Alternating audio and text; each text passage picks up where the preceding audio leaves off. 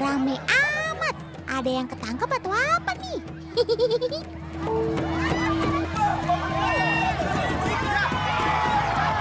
Wah, kalau gini sih jelas lagi acara mancing ikan sih. Beginilah keseruan tradisi buka sasi ikan lompa di Maluku Tengah, teman. Sasi adalah larangan untuk mengambil ikan dalam jangka waktu tertentu. Masyarakat di negeri Haruku ini pasti tunduk sama aturan adat yang diwarisi turun-temurun dari nenek moyangnya. Tujuannya baik, teman. Jadi ikan-ikan di sini diberi waktu untuk tumbuh membesar sebelum akhirnya bisa dinikmati jadi lauk pauk di rumah. Selain untuk menjaga ekosistem laut, tradisi ini sekaligus sebagai penghormatan kepada alam yang menjadi sumber penghidupan bagi semua. Hei, jangan rusuh dong! Stop lempar-lempar! Tapi kok yang keluar dari air kayak kenal? Wih, ternyata itu adalah ikan, teman! Untuk menyelamatkan diri, ikan-ikannya sampai meloncat tinggi keluar air. Wah, luar biasa kamu, Sob. Jadi makin susah deh nangkap kalian. Wah, ternyata banyak sekali ikan yang bisa dipanen. Warga masyarakat di sini rupanya bergotong royong untuk memanennya.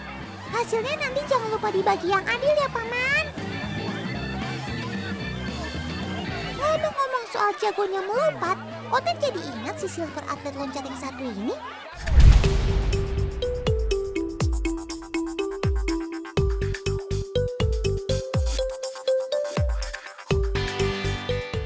Iya, Bandeng yang suka loncat-loncat. Kebayang kan serunya? Sekarang, Oten dan para paman yang mau panen berada di Kabupaten Gresik, Provinsi Jawa Timur. Di sini memang salah satu penghasil ikan bandeng terbesar di Indonesia. Lihat aja nih, tambak yang ini aja luasnya sampai 6 hektar alias 8 kali lebih luas lapangan bola. Woohoo! Gak kebayang ya, bisa berapa banyak ikan bandeng yang bisa dipanen. Bisa belasan, bahkan puluhan ton, teman. Cuakep abes. Kalau udah dijaring, ikan bandengnya diangkut dengan menggunakan perahu. Biar nggak capek ngangkat, biasanya tinggal digelinding lewat rel kayu ini. Sik.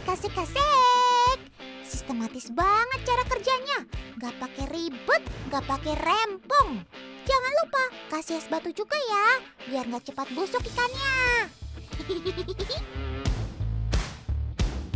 Ikan bandeng memang makin naik pamor setelah banyak hasil penelitian yang menyatakan bahwa kualitas nutrisi bandeng bisa menandingi ikan salmon. Kermaks! Makanya banyak negara tetangga yang mulai melirik ikan bandeng asal Indonesia. Misalnya aja Malaysia dan Singapura. Bahkan negara Jepang sebagai salah satu konsumen ikan terbesar di dunia juga mulai tertarik dengan ikan bandeng dari Indonesia. Mantap jiwa kan? Ikan bandeng siap mendunia. Ukuran bandengnya juga fantastis loh. Karena kalau udah masuk masa panen, tiap 7 bulan sekali, berat per ekornya bisa mencapai 7 kilogram. Wadidaw, keren maksimal.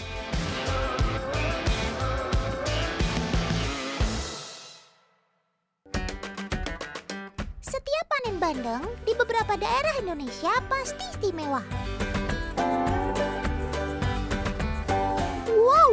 Wow. Ikannya pada lompat-lompatan. Cepat banget. Wush. Cepat dan bertenaga. Kalian lihat sendiri kan, teman? Loncatan sobat Otan yang satu ini lumayan kencang dan tinggi tentunya.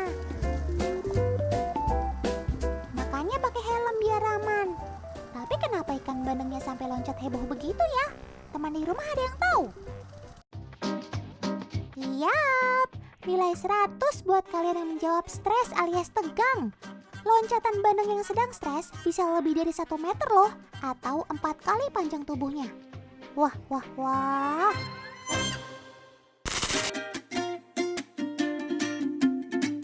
Si ikan bandeng juga termasuk primadona di Kabupaten Buleleng, Bali.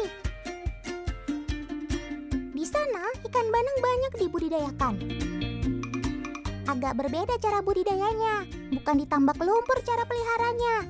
Di sini, ikan bandeng dipelihara di keramba apung di tengah laut tepi pantai. Seperti ini nih. Si bandeng dijuluki milkfish atau ikan susu. Sebab sisiknya itu loh, warnanya putih keperakan. Mesti dipancing pakan dulu nih.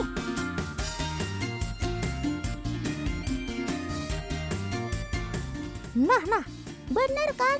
Asal cium bau makanan, langsung nongol deh. Kalau di keramba apung, ikan bandengnya lebih mudah terlihat jelas daripada di kolam tanah. Ikan bandeng bisa dijumpai di Samudra Pasifik dan Samudra Hindia. Tubuhnya langsing menyerupai torpedo. Ini membuat bandeng menjadi salah satu perenang tercepat. Kalau melaju, kecepatan rata-ratanya bisa mencapai 60 km per jam. Bahkan kecepatannya ini mengalahkan kemampuan ikan barakuda dan ikan terbang. Kermaks alias keren maksimal. Kalau lagi berenang, si bandeng ini akan terus berputar-putar. Seperti membuat pusaran air ya. Apa kamu nggak pusing ya sob? Otan saja jadi pusing lihatnya. Bandeng memang merupakan ikan yang sangat aktif. Dia akan terus bergerak. Bahkan ia sangat gemar berenang melawan arus. Sobat otan di keramba ini sedang dalam proses pembesaran. Umurnya sudah 3 bulan. Jadi kira-kira butuh waktu 2 bulan lagi agar mereka siap dipanen. Oke, sip deh paman. Kalau panen nanti undang otan ya.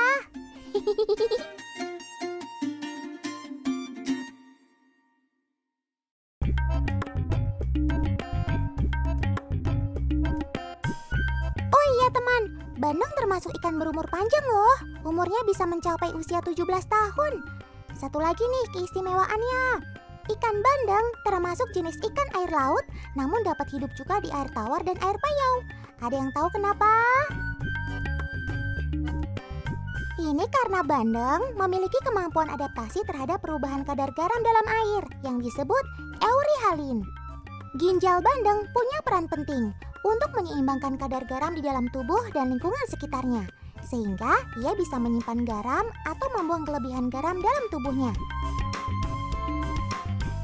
Tapi mau sejago apapun kamu meloncat, kamu tidak akan bisa menghindar dari pemangsa sejatimu. Tuh dia, si singa laut. Oh iya, singa laut adalah satu dari sekian banyak fauna unik yang tinggal di Kepulauan Galapagos, teman.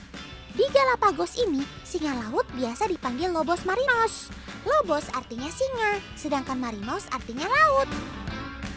Weh, kenapa kalian ribut-ribut sih? Baru juga otan kenalin ke teman di rumah, malah pada berantem. Kenapa sih? Sini cerita kotan.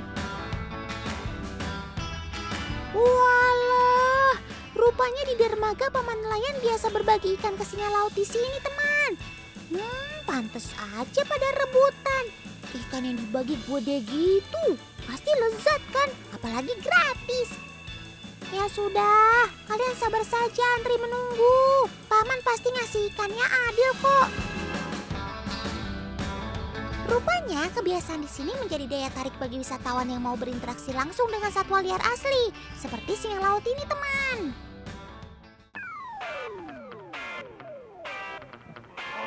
Di sini, sobat-sobat otan ini hidup liar. Mereka tinggal di alam dan tidak dipelihara oleh manusia. Jadi mereka bebas mau berkeliaran di mana saja. Iya, di mana saja. Permiso, Om Lobos. Geser dikit dong. Otan kan juga mau duduk. Duh, iya. Otan ngalah deh sama Kamsi, anak kampung sini. Mending Otan main di pantai aja ah. Wah, ternyata di sini sama aja. Mereka ada di mana-mana. Ada yang berenang, ada yang asik tiduran di pasir, ada yang lagi main sama turis. Hai, Otan gemes lihat Dede Lobos ini. Nah, karena sudah terbiasa hidup berdampingan, singa laut ini sama sekali nggak takut dengan manusia ya. Turis-turisnya juga nggak terganggu dengan kehadiran geng Lobos ini. Mereka malah senang karena bisa foto-foto. Tapi meski lucu dan menggemaskan, Jangan sekali-kali mengganggu mamalia yang satu ini ya guys. Soalnya mereka termasuk binatang buas. Selain tubuh mereka yang berukuran jumbo, senjata utama mereka ada di gigi. Singa laut memiliki 34-38 gigi yang digunakan untuk menangkap dan merobek mangsa. Mereka tidak menggunakannya untuk mengunyah karena makanan ditelan secara utuh. Gigi si singa laut ini juga bisa digunakan untuk menghitung umur mereka loh. Pada gigi taring mereka terdapat cincin seperti kambium pada pohon. Dari banyaknya lingkaran ini bisa diketahui umur si singa laut. Dan di alam, singa laut bisa hidup hingga 20 tahun. Wah, indahnya. Selamat datang di Pulau Komodo.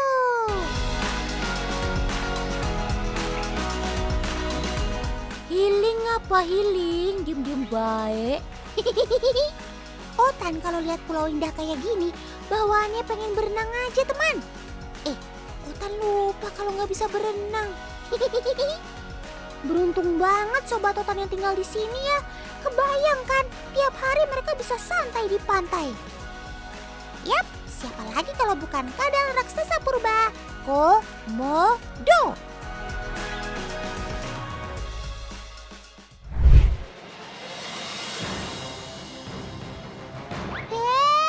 Paman, mau diapakan itu komodonya? Kok diikat sama ditutup begitu sih mukanya? Memang komodo salah apa?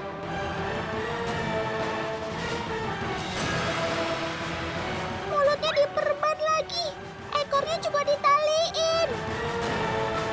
Duh, benar-benar jahat deh. Otan nggak bisa biarkan ini terjadi. Otan laporin ke polisi dunia binatang.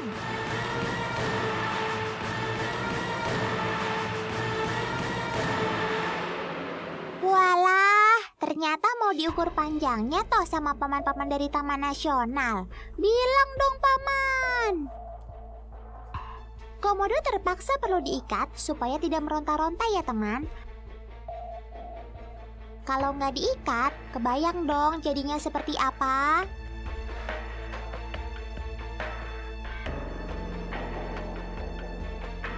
Kegiatan ini rutin dilakukan oleh petugas Taman Nasional, selain pendataan jumlah populasi komodo yang juga biasa dilakukan. Tuh, sekarang kamu sudah bebas ya, Do. Maaf ya tadi, ini demi kebaikan kamu juga kok.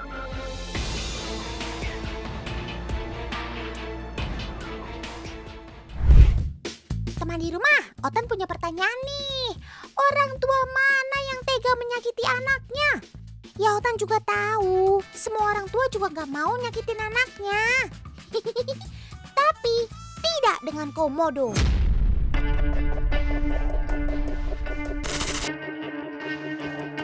Tahu nggak teman, bayi-bayi komodo yang baru menetas secara nalurinya akan menghindari orang tuanya. Setelah menetas, mereka akan lari naik ke atas pohon supaya tidak dimakan mamanya sendiri. For your information teman, komodo adalah hewan kanibal dan anakan komodo adalah sasaran empuk bagi komodo dewasa tidak terkecuali mamanya sendiri. Otan pikir kamu anak durhaka sob, tega meninggalkan mamamu.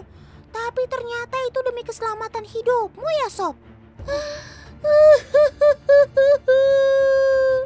Sungguh berat perjuangan hidupmu ya sob.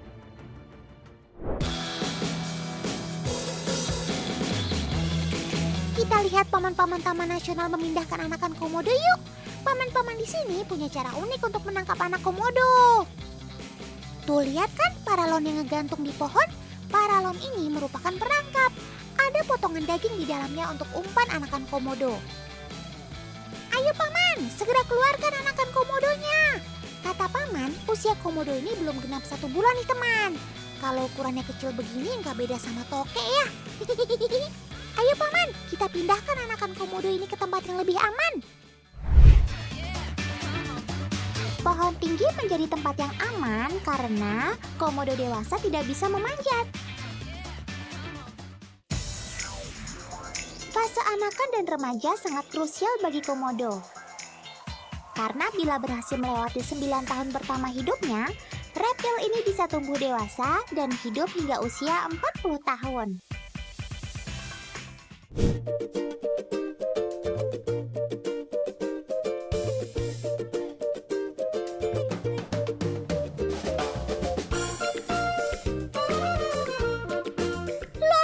Loh, awas teman, ada komodo!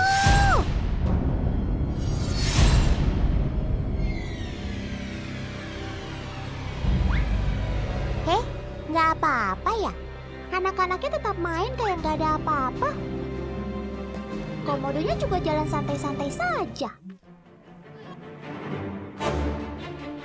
Meski tinggal di pulau yang sama dengan sang naga, Ora alias komodo ternyata bisa hidup berdampingan dengan masyarakat di kampung komodo, teman. Warga kampung komodo percaya bahwa komodo yang oleh masyarakat sekitar disebut Ora ini merupakan kembaran mereka dari nenek moyang kampung komodo.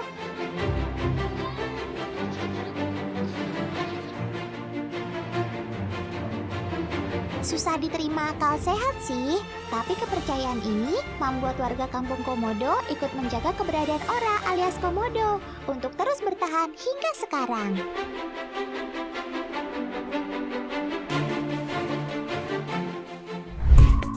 Sekarang kita main ke wilayah perairan Pulau Komodo yuk. Kita temui sobat otan yang cantik-cantik. Nah, di pulau itulah keberadaan mereka, Pulau 9. Tepat di bulatan angka 9 itu ada danau. Katanya nih, di danau ini ada ribuan ubur-ubur bertentakel biru loh. Wah, otan jadi penasaran. Wih, bener ternyata yang dibilang tadi. Ubur-uburnya banyak banget. Tentakelnya berwarna biru lagi. Cantiknya. Coba deh kalian perhatikan. Ubur-uburnya terbalik semua kan? Yap, ini merupakan jenis ubur-ubur terbalik. Kalau dilihat-lihat, tentakel cantik kamu yang terbalik seperti rambut ya sob. Begitu kena cahaya matahari, jadi semakin berkilau. Wah, cantiknya. Jangan-jangan model rambut warna biru para artis Korea terinspirasi dari kamu, sob. Tidak seperti ubur-ubur lainnya yang selalu berenang untuk mencari makan dan pasangannya. Ubur-ubur terbalik ini nyaris sepanjang hidupnya hanya bergerak naik turun di tempat yang itu-itu saja. Otan jadi bingung, kamu ini malas apa pemalu ya? Namun tempat hidupnya tidak bisa sembarangan. Harus di air yang tenang, dangkal, hangat, dan jernih. Contohnya ya seperti di Danau Pulau 9 ini. Namun di balik kecantikannya, ubur-ubur terbalik ini akan mengeluarkan sengat ketika disentuh. Sengat ini bisa membuat kulit gatal-gatal, perih, bahkan bengkak loh. Hati-hati ya paman snorkelingnya, jangan sampai tersengat si cantik biru ini.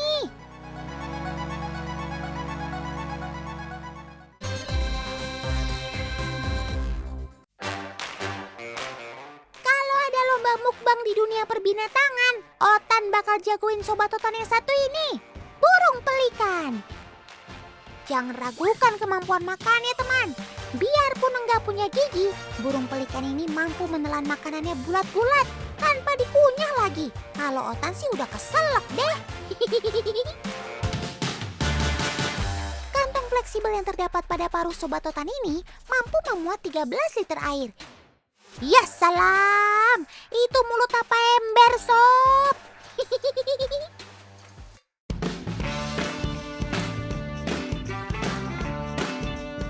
Kantong yang disebut gular ini bukanlah untuk menyimpan makanan teman, melainkan hanya untuk menangkap mangsanya. Setelah dapat, dia langsung menelan bulat-bulat makanannya.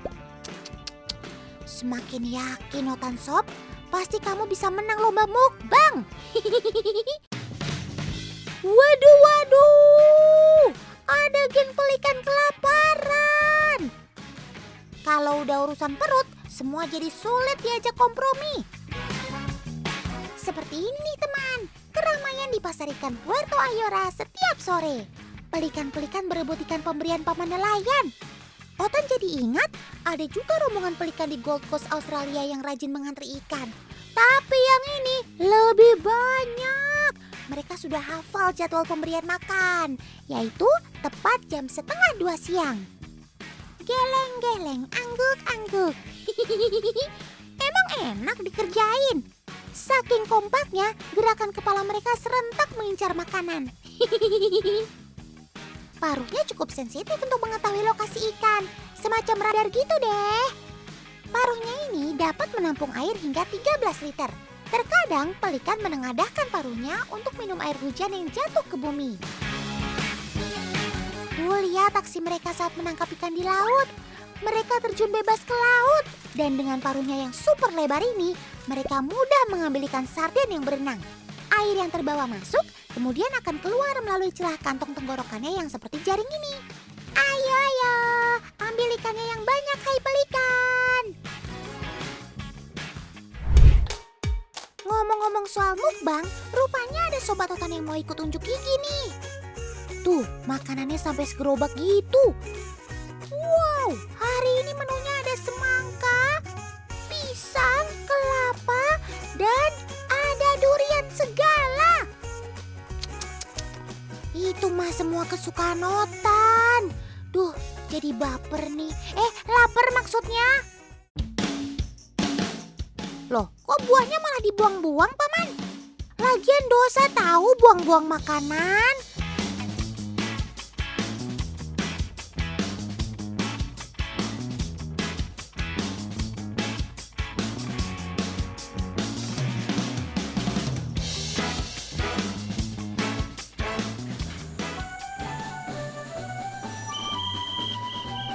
Ya, terus. Balas kiri, balas. Mana mobilnya? Bukan lagi parkir mobil kok. Ini adalah cara memanggil mereka. Peluit diibaratkan panggilan untuk makan. Nah, nanti mereka akan masuk ke jalur yang sudah ditentukan. Tuh lihat, tertib ya mereka antrinya.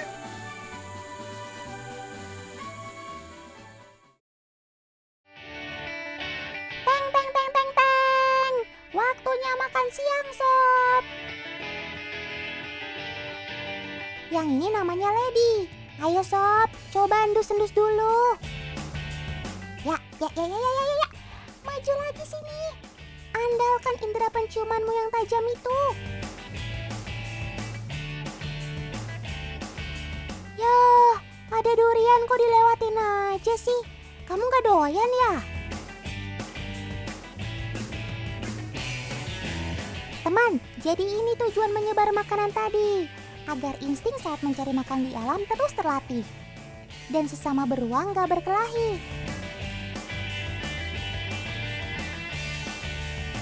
Oh, rupanya si Lady memilih makan buah pisang. Samaan dengan Otan dong.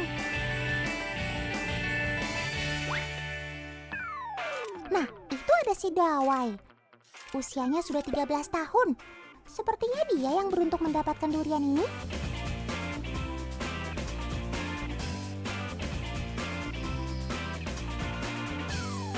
Nah loh, kamu kenapa Sob? Makanan enak gitu kok malah diusap-usap aja di kepala. Ya ampun, kalau nggak doyan, mending sini kasih Otan aja duriannya.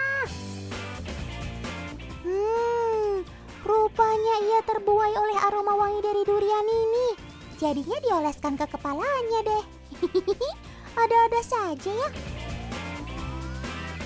Buset, doyan sih boleh aja Sob. Tapi biji duriannya jangan ditelan juga dong. Kalau keselak gimana? Widih, galak bener Sob. Otan lihat dari atas ini aja deh.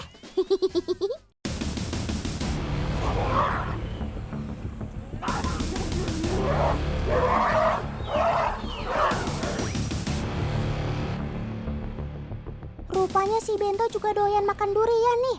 Sampai dicium-cium terus bau duriannya. Ya, jilat terus sampai bersih. Nggak perlu sampai jilatin kaki juga kali Sob. Iya, Otan ngerti. Buah lezat begini mana rela dibagi-bagi, iya kan? Nah teman, menempelkan buah dengan aroma tajam ke tubuh seperti ini biasa digunakan untuk menandai wilayah teritorial sampai untuk menarik lawan jenisnya. Hidung beruang madu memang istimewa teman. Ini karena luas permukaan hidung beruang memiliki reseptor bau 100 kali lebih banyak dari manusia. Bahkan, ia mampu mencium sesuatu dari jarak 200 meter loh. Luar biasa kamu, Sob. Woi, Sob, cepat amat kupasnya. Nggak heran sih, lihat aja cakarnya. Tajam dan panjang banget, teman. Ih, serem. Panjang kukunya bisa lebih dari 10 cm loh. Dengan cakar yang kuat ini, beruang madu bisa mengupas kelapa dan membelah durian tanpa kesulitan. Bahkan, cakarnya ini termasuk yang terpanjang dari 8 jenis beruang yang ada loh. Jumlah beruang di kandang ini ada 21 ekor teman. Tiap beruang mempunyai makanan favorit masing-masing. Nah teman, sekarang kita kunjungi sobat otan yang ada di kepulauan di wilayah Jawa Timur yuk. Loh. Kalian kok makan sampah? Ya Tuhan. Jangan dong Sob, itu kan bukan makanan. Nanti perutmu sakit gimana?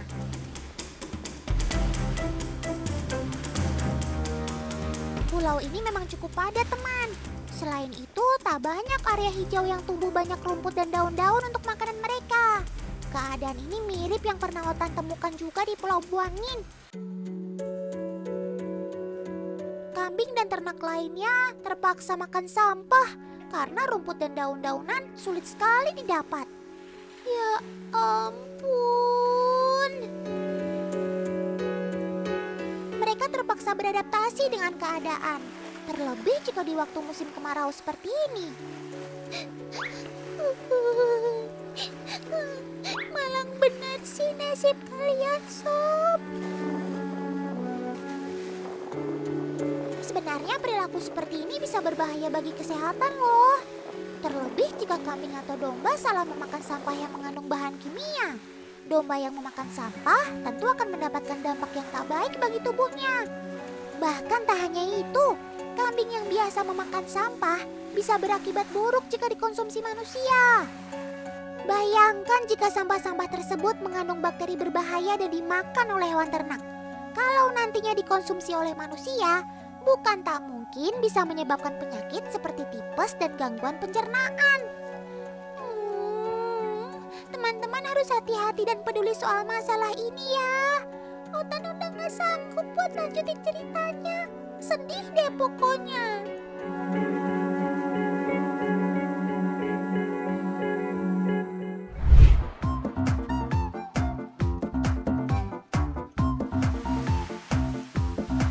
Otan mau ajak teman-teman semua ke sebuah pulau cantik yang cukup unik nih. Tahu nggak apa keunikannya? Nih ya, Otan kasih tahu. Pulau ini selain dihuni oleh manusia, ternyata juga dihuni oleh ratusan domba dan kambing loh. Sini ikut Otan kalau nggak percaya. Inilah Pulau Gili Ketapang. Masyarakat nelayan di pulau ini banyak yang memelihara kambing dan domba. Kambing dan domba ibarat harta atau tabungan bagi mereka. Para penduduk bisa mendapatkan uang tambahan jika domba dan kambingnya sudah besar dan dijual.